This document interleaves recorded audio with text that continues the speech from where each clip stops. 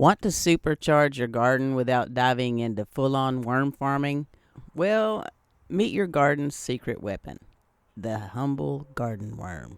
When it comes to composting, the stage is typically set for a showdown between two heavyweight contenders, composting worms like the red wiggler and the humble garden worm. But here's the twist. What if I told you that the unsung hero of the composting world might just be the garden worm? They may not boost the same star power, but don't let their unassuming appearance fool you. And it can happen right in your garden. This is geared more for the gardener who doesn't want to be a worm farmer.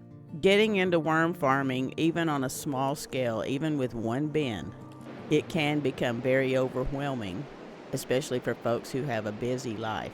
Capturing worms is easier than you might think. It all starts with creating the perfect environment to attract and sustain them. My favorite way of attracting and capturing worms is making a hot compost pile. One compost pile is all it takes to draw multiple species.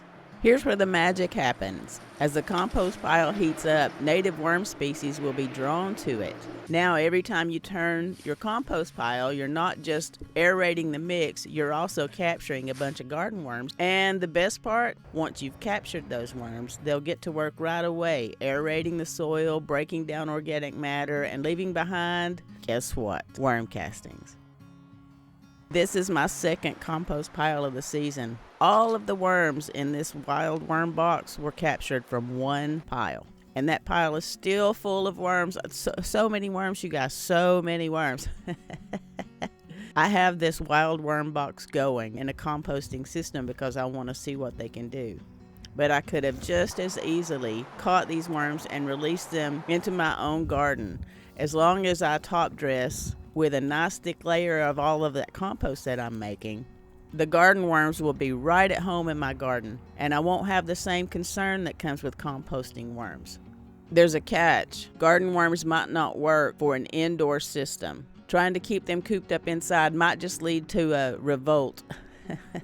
So if you intend to compost indoors, it's best to stick with the red wiggler. So the next time you're looking to give your garden a boost, don't overlook the power of the garden worm. Sure, red wigglers are the rock stars, but when it comes down to it, garden worms get the job done just as well. With just a simple compost pile, you can attract these soil superheroes and watch your garden flourish. There's no need to become a worm farmer unless you want to become a worm farmer. See ya.